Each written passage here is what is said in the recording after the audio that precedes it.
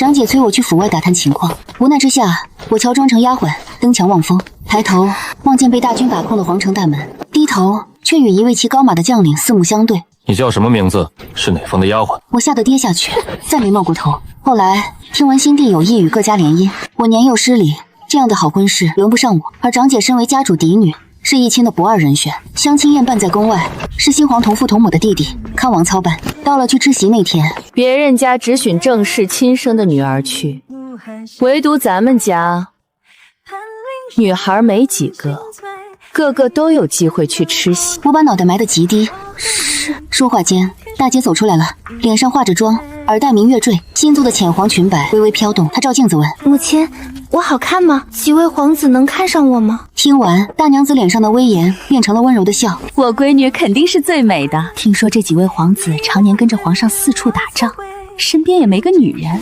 估计还不懂男女之事。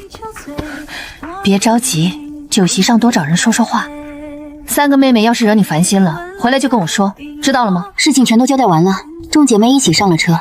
等上了车，大姐摸了摸头上的发簪。另外2位妹妹我都很放心，唯独你是个刺头，做事太急。刚才我母亲说的话，4妹妹记住了吗？2姐和3姐都莫名其妙地看着我，我老老实实的点头，心底像打翻了醋坛子。跟3个姐姐不同，我是沈家唯一的小老婆女儿，亲爹早死，正房改嫁，只有亲妈在身边照顾。我娘常教我要好好跟姐妹相处，要听大娘子和大姐的话，千万别出头，遇事忍一忍，这是她摸透了30年的生存法。我学得挺好，也很愁，因为大姐总爱指使我干冒险的事，比如新皇带兵攻破城门那天，城内大乱，大姐牵挂对面和她关系极好的永宁郡主，就让我打扮成丫鬟的样子，替她出门探探情况。外面都是巡逻的士兵，现在出门很危险。大姐态度强硬，没完没了的逼问我，你到底去不去？不去，以后别往我跟前凑了。这再没招，我只能换成丫鬟的装扮了，叫人搬架梯子靠在墙边，踩着梯子一步步上去，先瞧见远处被士兵死死守住的城门，再看到大姐牵挂的对门院子里有人放火，我吓得不轻，赶忙低头收回目光，谁知墙下早就站着4、5个将官，小麦色的脸，英俊冷酷，眼神如同夜里寒星。他骑在一匹大高马上，跟我四目相对，头猛一停，差点吓掉魂魄。你叫什么名字？是哪个院里的丫鬟？根本没空回，我双腿一软，整个人摔下墙头，我再没敢冒出头。之后，我只把对门着火的事告诉大姐，那个像豺狼虎豹一样的男人，半字不敢提。马车慢悠悠开进康王府所在的永宁坊。今天来赴宴相亲的男方都是皇室宗亲，做他们的老婆全要看出身。我明白我不够格，紧挨着大姐落座后，便待在人群里面。刚坐下，3位姐姐就被各自的朋友拉走了。她们常被各自亲娘带去赴宴，都有自己的小圈子，这会真热聊着，或者扎堆偷偷打量花丛对面的富贵公子。太子殿下到了没？还没瞧见呢。姐妹们全等着太子，可别冷落了靖王和七王。我小心翼翼看一圈，发现没人关注我，偷偷松了一大口气。耳边乐声阵阵，宾客满堂，身旁一直有人走来走去。不晓得过了多久，眼前突然冒出个男人的身影，我当场愣住。这人穿着湖蓝色圆领长袍，气质十分好。没有，就是有点犯困，清醒一下就好了。那就好。京城跟边关不同，刚入夏不冷不热，确实适合打个盹儿。我羞红了脸，聊了几个回合，互相都有了好感。他说他是康王的4儿子，也是个小妾生的，跟我正搭，我心里很高兴。正盘算着怎么开口表白时，大姐身边的丫鬟银俏突然走过来：“4姑娘走快些吧，我们小姐有要紧事情要吩咐。”我也是没辙，只能冲着慕容锦点头道歉，起身紧紧跟着银俏走到大姐跟前，人还没站稳，就被她猛推到走廊底下。哎呦，眼前立马天旋地转，胳膊被灌得缝之差滑的生疼，头发散乱，我不知所措地瘫坐在地上，看着大姐扑过来拉我，眼眶含泪。四妹妹，你怎么连路都走不稳啊？衣服都破了，快点起来，大姐带你回府。我被她硬架起来，接着看她一边走一边跟旁边的姐妹说：“不去了，我家四妹妹摔倒了，眼下她衣衫不整的，我实在不放心，先撤了。”来时不到1刻钟的路，回去硬是熬了半个时辰。到了马车上，大姐收起了笑，冷冷地看着我：“知道为啥把你拉走吗？”我低着头摇头。大姐很轻地笑了笑：“康王世子在席上看中了我对他也是有几分好感，相信过不了多久两家就要定亲了。两姐妹都嫁到一家，传出去总归是不好听的，所以趁现在直接分开你们才是最好的。”全都听大姐的安排。我在沈家生活，简直就像寄人篱下，凡事都不能做主，自己的婚事也一样。回府后，大姐把前后的事告诉大娘子，大娘子一句话都没说。等回到我娘房里，才有人送来2碟点心，1盒首饰。我娘说我这事做得对，可我心里头空空的，有种说不出的难受。没过几天，康王世子请大姐去看马球，二姐同大姐关系好，也跟着去了。回府后专门找我说，康王府的4公子打听你呢，问你怎么没去，问你上次摔得重不重，临走还托我把伤药带给你。我2手接过来，拔开一闻，一股提神醒脑的草药味，呛得我直咳嗽。回头看二姐捏着手帕朝我递过来，我才发觉自己哭了，呆了1秒，接着像掩盖什么似的，抠出一点药抹在结痂的伤处。顷刻间，伤口快好时的痒就被清凉的药味盖住了。二姐笑眯眯看，你要是真跟4公子成了，以后嫁过去还有大姐给你撑腰。说到这，她脸上的笑容变淡。等大姐的婚事定下，家里就该给我张罗婆家了。我长得普普通通，几次吃席都没人搭理，偏偏自己又喜欢长得俊的，真是愁死了。二姐心地善良，性格又直白，绝对能找到个好相公。但愿自从大姐跟康王世子走得很近后，全家上下都飘着喜气。老爷，夫人，宫里来人了，是给少爷和御史中丞家的姑娘赐婚的圣旨啊！池塘的青蛙不叫了，屋檐下做窝的鸟都不敢出声。一屋子女人坐在大厅，满脸愁容。家主摸摸胡须，康王私下跟我说，他能答应跟御史中丞结亲，是因为太子想跟咱家闺女谈婚事。太子今年24，以前一直在前线带兵打仗，没心思想男女之事。现在新朝刚建，又忙着帮皇上处理政事，几次宴会都没赶上。只是不知太子究竟看中了咱家哪个闺女。女眷们齐声惊呼，互相干瞪眼。大姐哭红的双眼猛睁大，破涕为笑。原来是太子看上了我，只说是咱家的姑娘，没说是谁。肯定是我，他看不上我，还能看上谁？他环顾了四周一眼，眼神在我这边停了停。大家不用替我瞎操心了，都等好消息吧。我心里一动，想起了慕容锦，既然大姐不嫁康王世子了，那我跟他是不是又有戏了？一桩看不见摸不着，却能觉出甜头的好婚事，像有了底。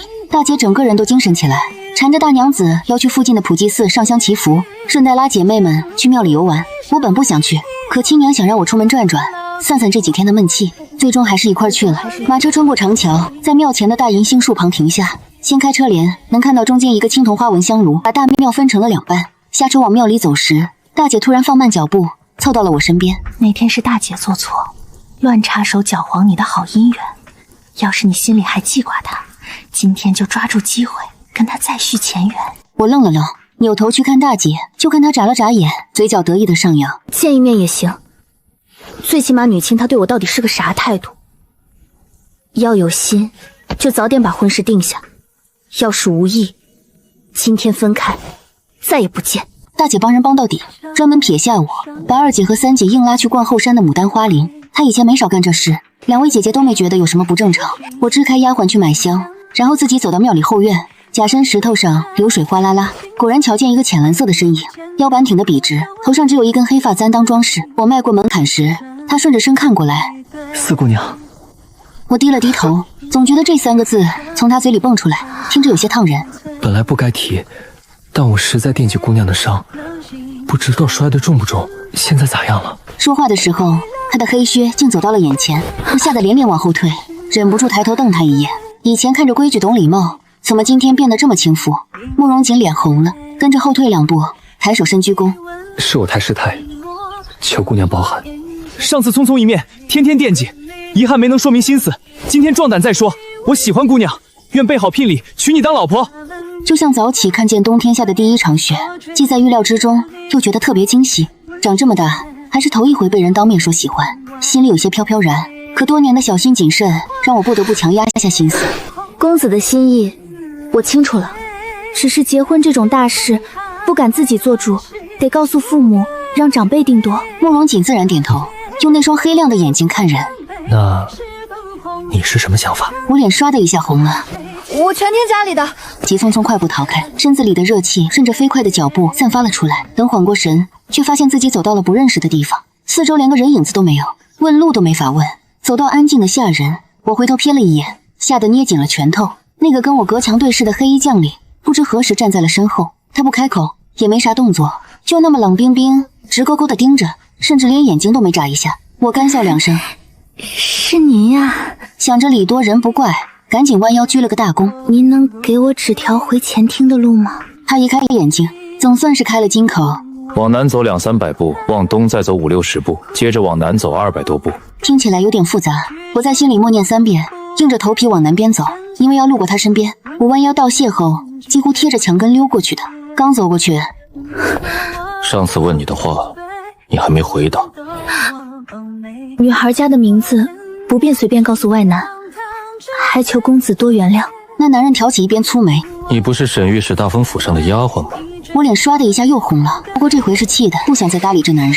我恶狠狠白他一眼，扭头就走了，拐弯抹角走回了大庙前厅。3个姐姐早就逛完牡丹花林，正坐在走廊下喝茶。丫鬟青罗看我从外边走回来，大小姐刚才在园子里碰见御史中丞的闺女，两人聊了几句，这会儿正发火呢，您当心点，别撞枪口上。我点点头，理了理气儿，走进去。二姐姐冲我直使眼色，我看懂了，悄悄坐下来。怎么去了大半天，没干啥丢人现眼的事情吧？我被她骂得脸上一阵青一阵白。3姐姐皱紧眉，大姐说话也太难听了。刚才是你故意甩下四妹妹，现在又要找她算账，真是一点不讲道理。大姐这会儿还没消火，被二姐这么一激，反倒把火气全给点着了。就因为她长得漂亮，你们全护着她，可要是她这张脸不小心弄花了，恐怕你们连躲都来不及。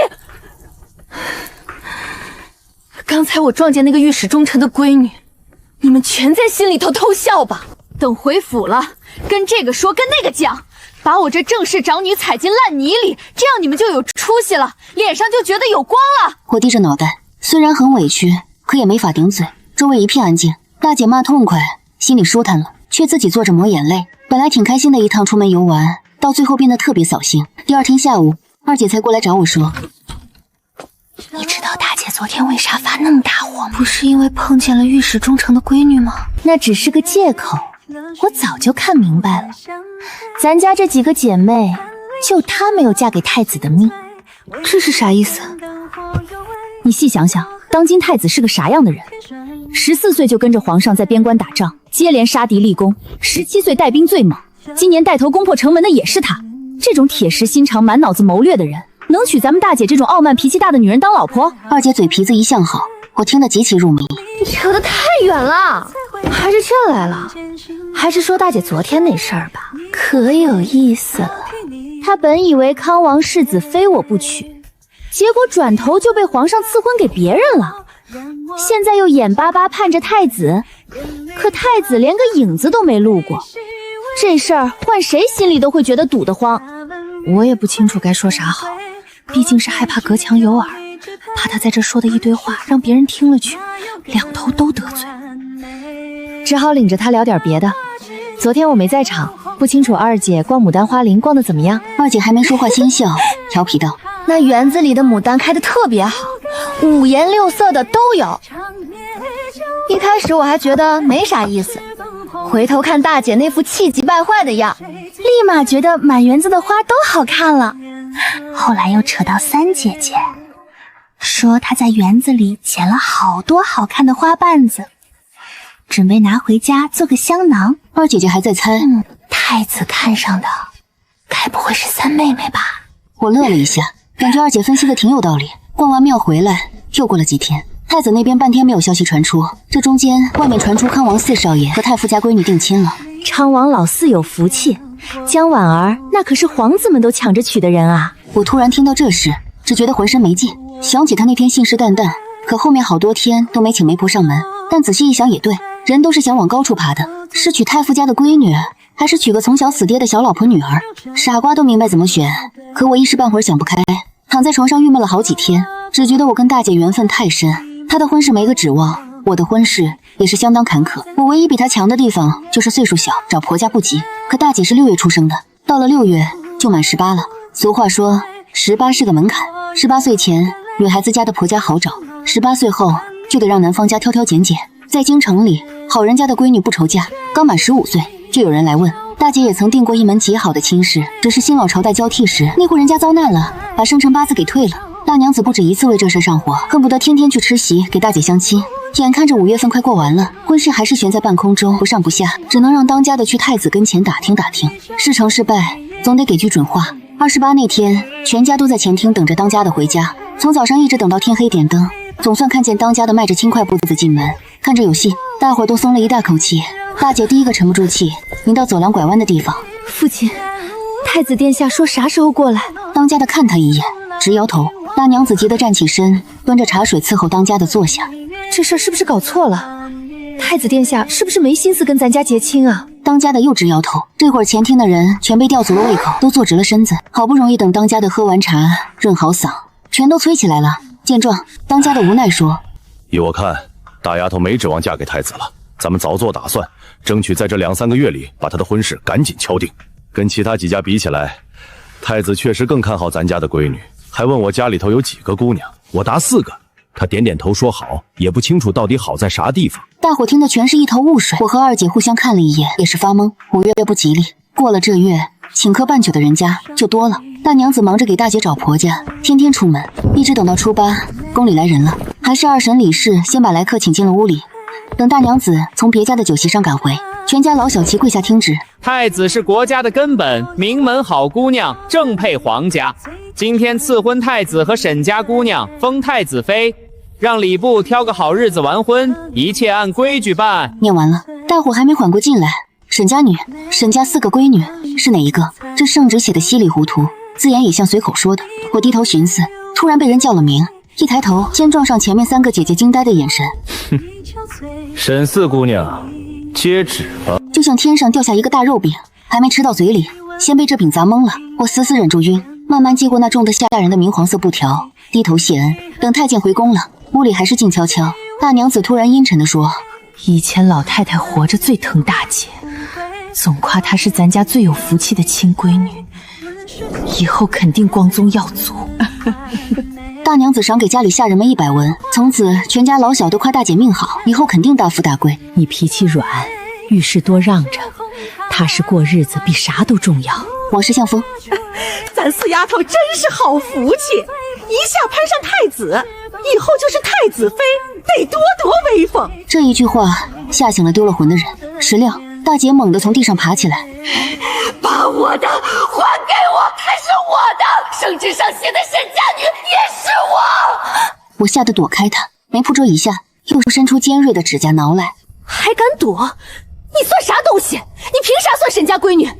你就是一条住在我们家白吃白喝的米虫！我鼻子一酸，猛地停住脚，转头死盯大姐。你竟是这么来看我的！大姐的巴掌扇到脸上，我闭紧眼，眼泪流出眼眶，心口像扎进了一把冰凉的刀，把我整个人钉死。我不敢动，只要一动就会扯得更疼。1秒、2秒，预料中的巴掌没落下来，可我这么一哭，却有点停不住了。这些年的忍气吞声，这些年受的欺负和白眼，全都在眼泪里了。你们谁都别拦我，让我好好的教训教训他！就在这节骨眼，外头传来急促马蹄声，好闻的松树香飘到跟前，我听见当家人的声音：“丫头别哭，大伯肯定给你个交代。”我这才缓过劲来，停住抽泣声，泪汪汪地望着大伯父。他是大姐的亲爹，是一家之主。还傻愣着干啥？还不赶紧把这丫头拉走！赶忙叫身边伺候的老妈子架走大姐。没等大伙散去，当家的领我到偏厅坐下，看着像是要跟我交交底。丫头，你害怕吗？我愣了愣，老实点头。一个没靠山的小老婆闺女，突然要嫁给没见过面的太子，咋能不怕？谁都清楚，深宫内院是吃人不吐骨头的老虎。前头朝代的某位皇上娶过3任皇后，每个都没活过30，谁也不清楚他们是咋死的。大伯，为啥偏偏是我？我觉得我配不上太子。皇上心思难猜，大伯也不懂皇家咋想，但皇命难违，既然挑中了你，那就是你了。别听大姐瞎嚷嚷，你是沈家亲生闺女，也是你爹唯一的独苗，咋就配不上太子？真论起脾气，4个姐妹里面，你最适合嫁给太子。我鼻子又是一阵发酸，大伯这番掏心话让我踏实不少。可回到我娘的屋里，就像从天上跌回泥地。我只懂得笼中金丝雀咋活，可真不知道梧桐树上的金凤凰该咋活。当娘的没法帮你了，你以后得好好照顾自己，要学会自己拿主意。我心里空荡荡的，扭头往窗外瞧，一只灰不溜秋小鸟从窝里飞出，蹦到了石榴树枝上，细长树枝被压弯了腰，拖着小鸟上下直晃荡。赐婚圣旨昨天刚下，第二天，皇后派了6个叫规矩女官来家，因院子太小，根本转不开。此处太过局促，给他换个院子。是，家主。我搬进新院子时，6个教导女官早就整齐等半天了。奴婢翠萍是皇后娘娘专门从宫里派来的。从今天起，我跟宁霜负责盯姑娘言行，帮姑娘弄懂宫里规矩。这4个负责教姑娘弹琴、画画和点香泡茶。这6位女官看着都30岁的样子，看着都温柔懂礼貌，估计不难出。以后辛苦各位了。皇后，我大半时间都在学女官教的才艺和老规矩。二姐一开始还跑来找我，可一见女官怎么死盯我的一举一动之后，她就吓得不敢来。反而是3姐经常过来陪我解闷，还跟着学了手好茶艺。眨眼间6月就过了。到了7月初时，定远侯府底子很厚，虽大娘子护短偏心，但侯爷办事公道。大儿子靠祖上荫报做官，二儿子是难得懂上进的少爷，不贪图家里爵位财产，一门心思去赶考。说句公道话，这门亲事算不错了。刚定下这门亲事没多久，我就又碰见了大姐。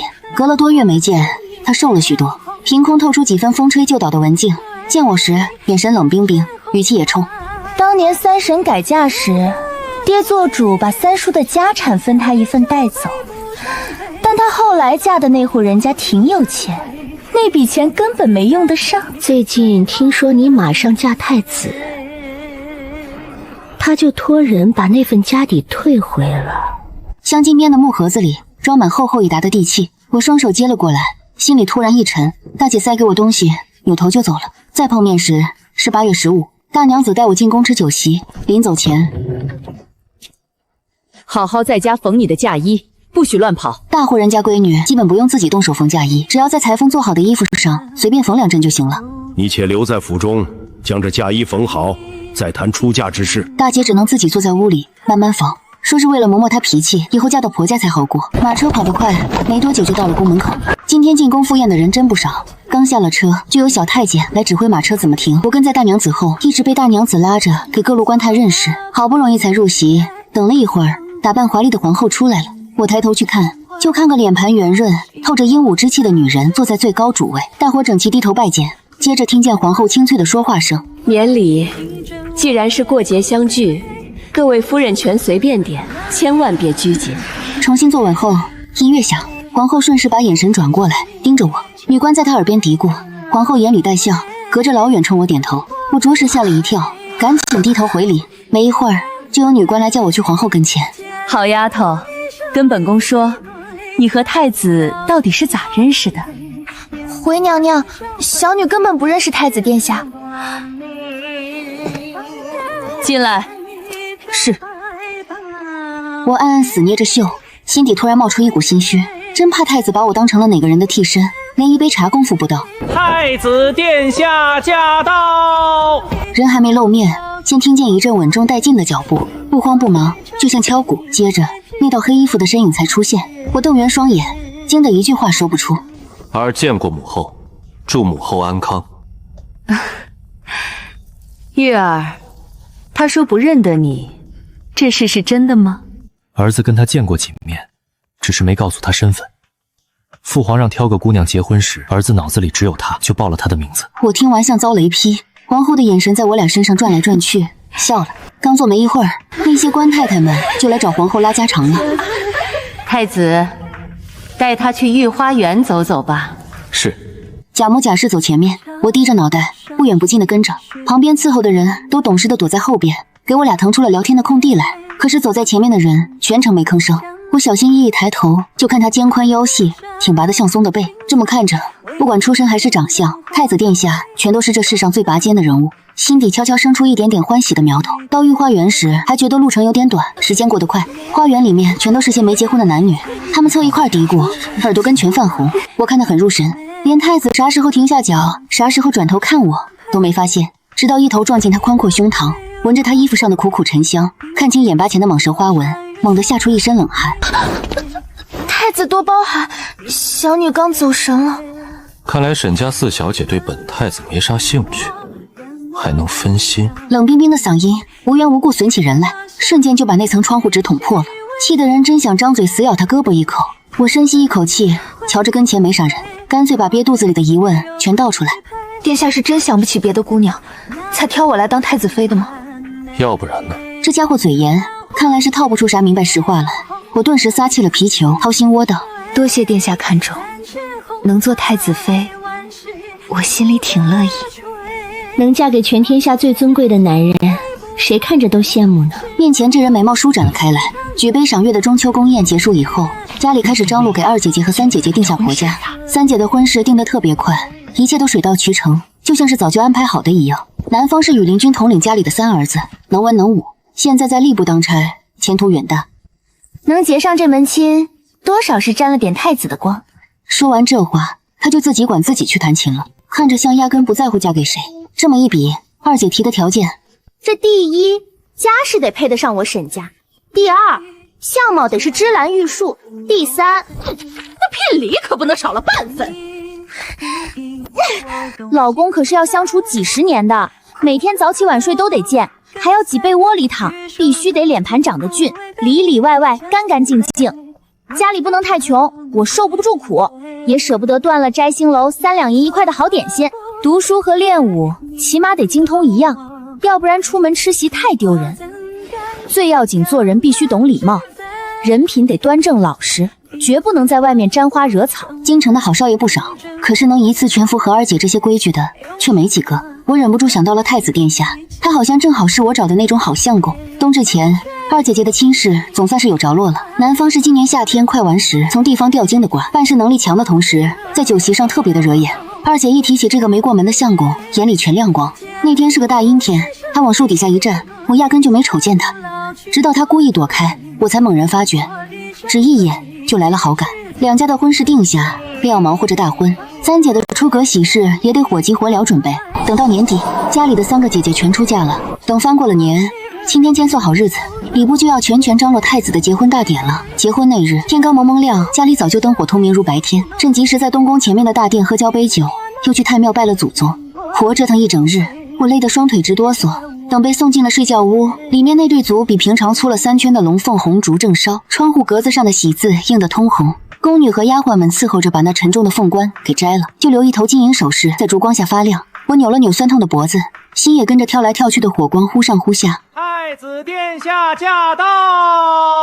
我整颗心瞬间提到嗓子，赶忙低头把手心里的汗蹭掉。听着脚步声越来越近，随后房门被人一把推开，进来这人像把随从全遣散，屋子里就只剩咱俩人。他迈着步一步步走来，我大气都不敢出。太子妃今天受累了。听他说话的口气相当见外，根本不像新婚夜，反倒像上朝议政时，规规矩矩弯腰行个礼。能嫁给殿下，小女一点都觉着受累。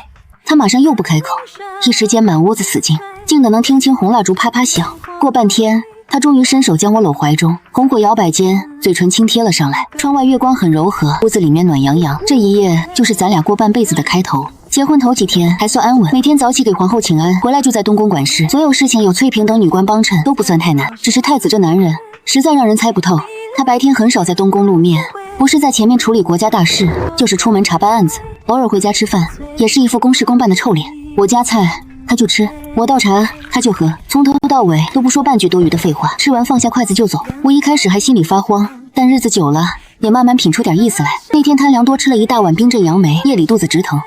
青罗，去把我私藏的药丸拿来，动静小点。没成想第二天早，太医院就来了人，号脉的号脉，开药的开药，阵仗大的连皇后都派人来打听。谁请的大夫？翠萍在旁边捂嘴笑。白大夫说是太子身边的李公公交代的。我当场愣住，心里流过一阵子暖流。等太子回屋，赶紧迎上去道谢。谢谢。他却连个正眼都不给。身体是你自己的，要是不爱惜，以后遭罪的也是你自己。说完就进了书房里，砰的一声关上门。我站在门外，又好气又好笑。还有前几天，他难得早点回家，正赶上端饭上桌的时候，他在对面坐下，瞟了一眼桌上的饭菜，突然皱紧眉头。怎么全吃素？你是小兔子投的胎吗？我一愣，看了看桌上的菜，炒青菜、桂花糯米藕，一碗鸡肉粥，加几盘小菜。去交代厨房，炒个大葱海参，再炖个鸽子汤。太子妃最近气色太差，好好补一补。厨子干活麻利，没多久菜就一盘盘端上来了。他亲自盛了一碗鸽子汤推过来，全喝光。我端着饭碗，在心里偷偷叹了口气。他这个男人啊，好像天生不会说软话，可干出来的真事却比吃蜜还要甜。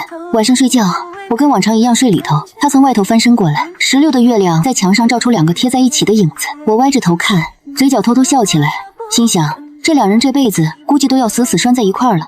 结婚7年，我给慕容玉生了1儿1女，算是圆满了。可日子却没见有多好过，反而一天天难熬起来。要是没结婚前，我也许会认怂，觉得这就是命。可婚后被慕容玉和婆婆逼着看了那么多书，跟着翠萍学了那么多为人处事，我早弄懂了，好日子是拼出来的，不是干等来的。我也不委屈。皇上快50了，对慕容玉这个亲儿子越来越防备，任由他被大臣告状，被4皇子找茬，把别人惹出的烂摊子全扔给他去收拾。干得好是应该的，干不好就是废物。我现在算是全看明白了，皇上当初挑我当这个太子妃，估计也是存了搞制衡的心思。毕竟淑妃亲生的4皇子，娶的可就是御林军头子的亲闺女。提起这位淑妃，又是个让人头疼的麻烦。前天去后宫请安时，正好碰见淑妃想夺大权，把婆婆气得脸色铁青。皇上还在那装瞎子，任由着淑妃闹腾。今天再给婆婆请安时，就听她老人家把闲人都赶走。回去告诉太子，不能等了。他亲爹已经老糊涂的快不行了。我回家老老实实全说了，慕容玉却说不用急，前面朝堂斗得凶，后宫里头也是水深火热。我心里干着急，给婆婆请安回家的路上正走着，太子妃等一下，淑妃娘娘有事要麻烦您。我当场心里猛一跳，明白这事肯定躲不掉，可反正怎么也跑不掉了，就端着上刑场一样的悲壮心情，跪到淑妃轿子前，给淑妃娘娘请安。淑妃长得又美又娇弱，还有一副好听的娇媚嗓音。原来是太子妃啊！皇宫上下全都知道你是个大孝子，每天都不忘去给皇后请安。我也算得上你半个长辈吧，你也该孝敬孝敬我。下水去把那朵开得最艳的荷花摘来吧。我顺着他的眼神看过去，瞧见那朵荷花离水边最起码有10米远。我正打算找个借口推脱，淑妃身边的老妈子突然从背后推了我一把，我身子翻过了栏杆，扑通一声砸进了水里。我根本不会游泳，当场就呛了一鼻子冷水。太子妃，往左边靠一点，马上够着了。哪里是快要够着了呀？明明是我马上要被淹死了，身上力气一点点耗干，脑子也渐渐变得迷糊了。就在这时候，腰上突然被一股大力给抱了过去。我死撑着睁开一条眼缝，看见那张平时冷冰冰的脸，这会儿绷得紧紧的。我总算踏踏实实的晕了过去。那次落水之后，慕容玉变得越来越忙。6月初4那天，他太阳打西边出来，回东宫吃晚饭，还是跟平常一样不爱吭声，倒是破例替我夹了块藕。当时我只当他不过是顺手而已。殿下工作再忙，也该多注意休息才对。突然聊起了我那3个姐姐。大姐跟着相公去了青州，大娘子本来不准，可顶不住大姐非要去，又觉得青州离京城这乱摊子远，对她以后踏实过日子挺好，这才勉强答应。二姐的相公相当有出息，已经帮她讨了个3品官太太，当下一步就是2品夫人了。三姐的老公是慕容玉手下的铁杆心腹，虽然平时很少提，但每次宫里摆酒，三姐都离我坐得最近，无缘无故的，她没头没尾的扯起这些事。殿下，你不会有事的。然后站起来就走，人的背影直接消失在黑夜里。这天晚上的风声刮得特别大，半夜刚过，突然听见远处传来一片喊打喊杀声。我猛地抱着被子坐起，手指间全是冰凉的。惊动太子妃了，殿下走前专门交代过，求您千万别走出这屋子。一整夜都没敢闭眼。第二天一大早，淑妃跟4皇子带头造反失败后上吊自杀的消息就传遍了后宫，皇上气疯了，可发完大火后却是半天也不吭一声。殿下没受伤，求太子妃放宽心。一直等到第3天，天黑点灯时，慕容玉从走廊那头一步步走回来，眼里的红血丝看得很清楚。我眼眶猛一酸，差点掉下眼泪来。就是稍微蹭破点皮，以后绝对不会再说这种事了。那么要命的大事，在他嘴里就好像根本不叫个事。我想哭又想笑。造反这事过后，皇上就彻底病倒了，在床上硬挺了2个月，总算在快过年时下了道圣旨，把皇位让给太子，自己当太上皇。慕容玉当皇帝那天是下完大雪后的第1个大晴天，就在同一天，我也被封成了皇后。我俩的接班仪式凑一块办，简直比结婚那天还要累人。等到所有事情都稳当下来之后，大半夜外头又下起了鹅毛大雪，睡觉的屋子被炭火烤得热乎乎的。我舒服地靠在他肩膀上，闭上眼，只盼着以后的日子平平安安。我跟他手牵着手，肯定能把这国家和咱们的小家都守好。